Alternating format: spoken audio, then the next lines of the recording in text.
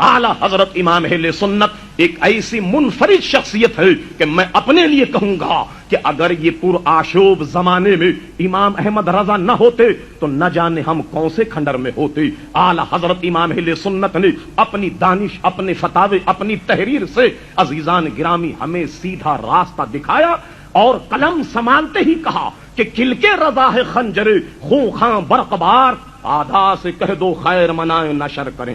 یہ مانا کہ کہتے ہیں کہ ان کی تحریر میں تشدد ہے، مگر ایک مرتبہ اس کا ذکر صدر الافاضل بدر المماثل مفتی نعیم الدین مراد آبادی رحمت اللہ علیہ نے کیا کہ حضور آپ کی قلم میں بڑی شدت ہے، آپ کچھ نرمی اختیار کریں تاکہ وہ لوگ جو آپ سے محبت نہیں رکھتے وہ آپ کی تحریر پڑھیں. امام اہل سنت کا مسلک سنیے کیا.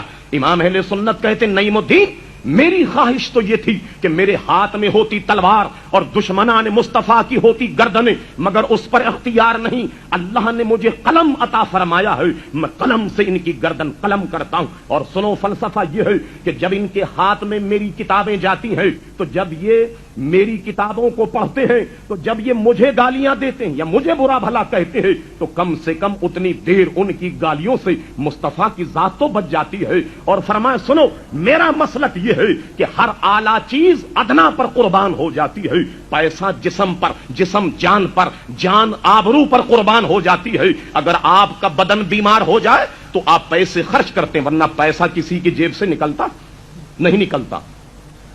بیمار ہو گئے، پیسہ بہت عزیز مگر جان سے عزیز نہیں.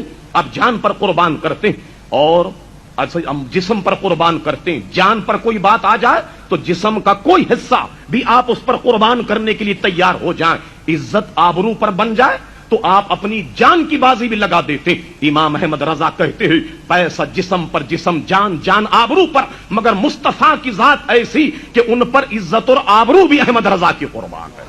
یہ مسلک امام اہل سنت رحمت اللہ تعالی علیہ کا تھا.